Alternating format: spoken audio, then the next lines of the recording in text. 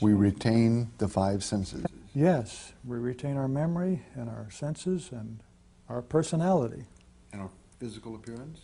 Yes, our appearance, that we appeared like. Of course, it's much more beautiful, but...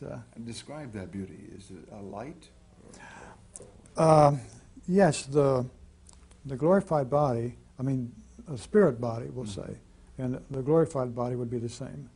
It is white, as though light is coming from it. We have hair on our hands now, you know, but then there'll be light. As when the case of Moses was in Mount Sinai, remember, when he came down, he had to cover his face because his face shone with the glory of God. He'd been in the presence of God. He was in the presence of God.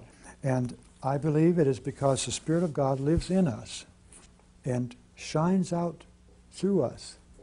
And that's what makes our body appear to be white. So we will appear the same. We will be recognizable as ourselves. Yes, in more ways than one. Now, I know you by your name, see, but I also know you by just talking with you, hearing the tone of your voice, and sensing your cheerful spirit. See, these things go to make up you in my mind, and that's how we recognize people in heaven. Not just by the shape of my nose or, you know, something like that, see? or my hair. So our bodies will look the same, appear the same, but it won't be our physical body. No, there's a difference between the physical. The physical body is just for this earth. This is the physical creation. We call it the third dimension. The spiritual bodies are in another dimension. Yeah. So it is the soul body. Yes, that we will have. The spirit body. The spirit body. Are we as tall or shorter, or is there any difference, or could you tell? I noticed that everybody appeared to be the same size, and it looked to me to be about 5.5 feet. And me being so tall, you know, it looked funny to me. And yet I know that the angels appeared to be 7 feet tall, the ones that I saw. And then I read in the Bible, you know, where Jesus said to the lawyers, who thought they were smart, by the way, he said, "You can't even add 1 cubit to your stature." Well, that got me to thinking, because I saw all these short people up there in heaven, and then I learned that we can add 1 cubit to our stature, see, and makes us 7 feet tall. Everyone appeared to be the same size. Same in no size. Tall, no short. No, the reason they're short is they take the humble appearance. See, everyone wants to be humble, and they can't be any smaller than that, so that's the common denominator. Is approximately 5.5 feet. About that. So how do we dress? You have a nice suit on now. Lois has a beautiful skirt and blouse, and I think I have a nice suit just recently purchased. Yes. Do we get to wear these suits there? No. In heaven, there are 3 different garments that we wear. The first one is the garment of humility. It is a soft, white garment that fits very neatly. And then over top of that, we wear the robe of righteousness. These are comparable, incidentally, to the robes that the priest wore when he worshipped, when he served God in the temple. Now this is a long, shining garment, and this is what is usually described by people who have visions of heaven. And then over top of that, we wear a sleeveless coat. Looks like a sleeveless coat, and it comes down about just below the knees, and it is set with all kinds of diamonds and rubies and jewels. Very beautiful and sparkling. A jeweled garment. And this is called the garment of praise. And in that garment of praise, we put on all these garments, make ourselves 7 feet tall, and they go into the presence of God to worship. With all those garments? With all those garments. What does heaven look like? That's a good question, Charlie, and a lot of people want to know that. When God told Moses to make the tabernacle, he said, "See that you make it according to the pattern I showed you in the mount." Well, that pattern was the city of heaven, see? And so when Moses made his tabernacle, it had a large outer court, and then inside of that it had the holy place. And inside of that, the most holy place. That's the general layout of the whole thing. Can you describe the outer courts, the environ yes, area? The large outer environs. They could be called suburbs because they're outside of the city walls, outside the city, suburbs. And this is where people first go, as I understand it. Whether they die, whether they have a vision or whatever, they go to this place first.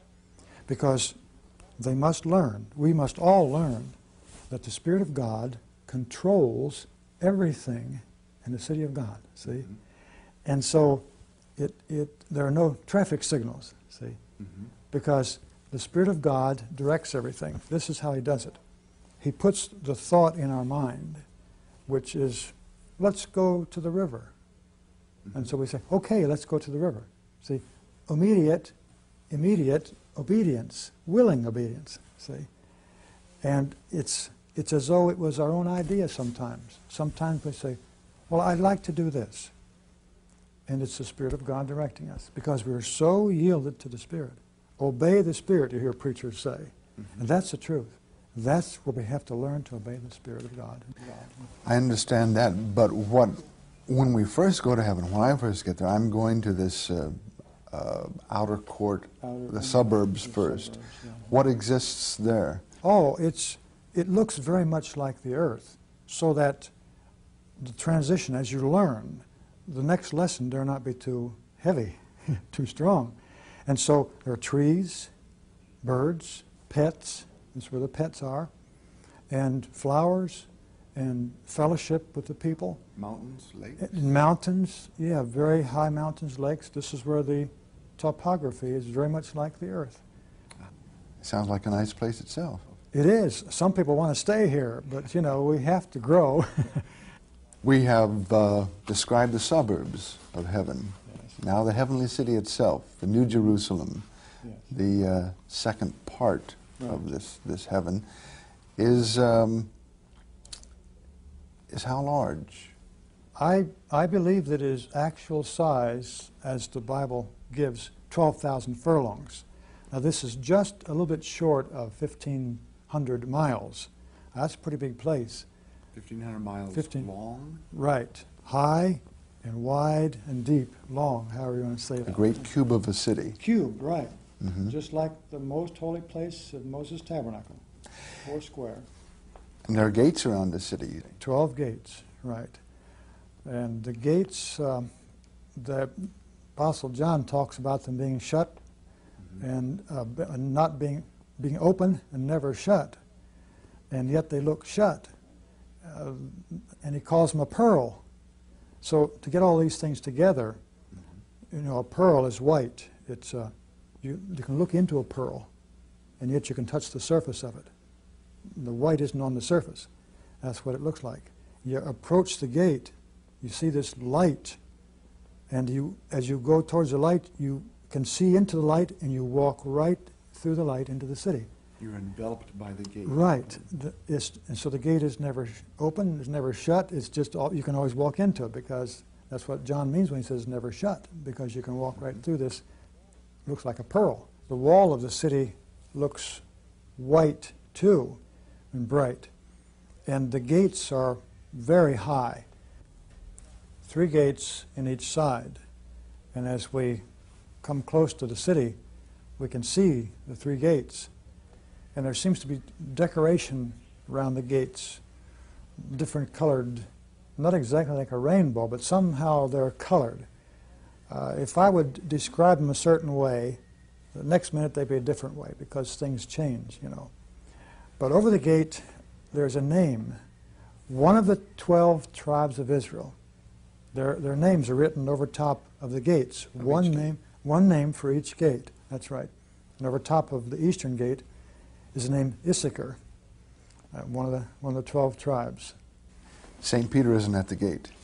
No, that idea of St. Peter allowing us in, that's not quite right. By the time we got that far, we're in. Right. They know us, and the angels call us by name. They have a record of... They have a record of our... They recognize us? Yes, recognize us. Angels know us, not just by our name, but by our character, and by the fact that we're saved by the blood of Jesus, and wearing this robe of righteousness. We look very much like the angels in this nice, long, white, shining garment. Oh, I might mention that inside the gate, it looks like a large hallway. You've probably been in churches with large domes and big hallway. That's sort of what it's like, because the gate is 216 feet thick, and that makes a nice long hallway. And then on the sides of the hallway are archways like a third of a circle. You know, they're not sharp like this, just like a third of a circle. And in those places are what on earth would be offices, and our records are kept. So when we greet the angel at the gate, he is there to welcome us. Is he outside the gate? No, he's inside the gate. Inside the gate. He's inside the gate. And he's at the end of the hallway, just before you step into the holy part, the holy place, that part of heaven. He's there, and he greets you. And there could be other angels there to greet those who are coming in. That's going to be our homecoming. Beautiful experience. I mean, that's what you look forward to, you know, entering the eastern gate. By the way, the reason we go in at the eastern gate is because the throne of God faces that eastern gate. Faces the eastern Right. gate. Now we've talked about, we mentioned angels. Again, you said the angels first took you to heaven, Yes. talked among themselves and Yes. said they were going to take you to heaven, and now we're being greeted by angels, and that's our homecoming. Yes, right. What do angels look like? Well, angels appear to be 7 feet tall. They seem to always appear to be 7 feet tall because they're sent on errands.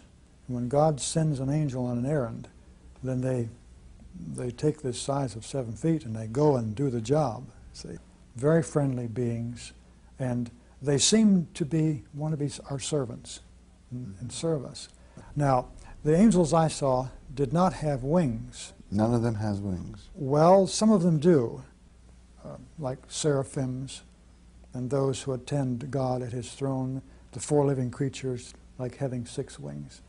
But they're special beings. They're different from the ordinary, shall we say, if you can say that, from the regular class of angels. Is anything ordinary in heaven? No, not very. Heaven is a very special place. Out of the ordinary. I try to encourage everybody to go there.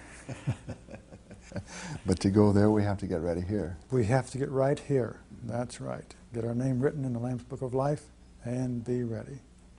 We have now entered the wonderful Eastern Gate, through the Hall of Records, Yes.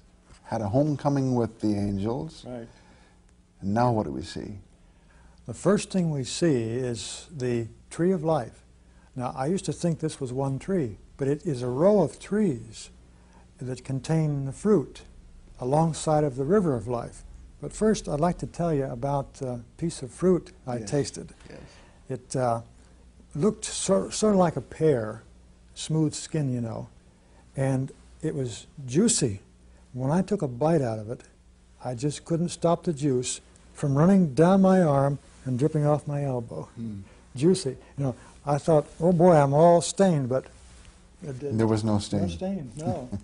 I read another lady ate the same piece of fruit, so I was pretty sure that I was right on that to confirm what I saw, you know. And now this fruit grows, as John says, different fruit every month. And when somebody takes a piece of fruit, another piece appears right away, because there are a lot of people partaking of the fruit, and this is where a lot of time is spent in heaven, partaking of the fruit. You say a different fruit every month.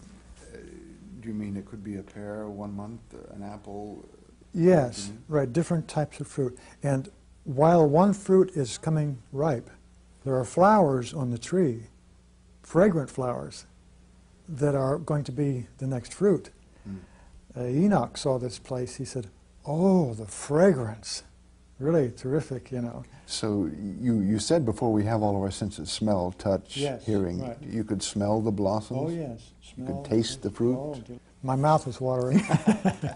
You see it, you taste it, you Yeah, smell it, touch it, right. feel it, Right, the tree of life, yes, very delicious. and then the river of life. Yes, just beyond the tree of life then is the river of life. Now, it's called the Crystal River, or the River of Life, whatever you want to call it. One day, my angel guide said, today we're going to step in the river. I said, oh, but I've got shoes on. And I looked at my feet. I didn't have any shoes on. So I don't really think we wear shoes in heaven. And we just like to walk around on the grass.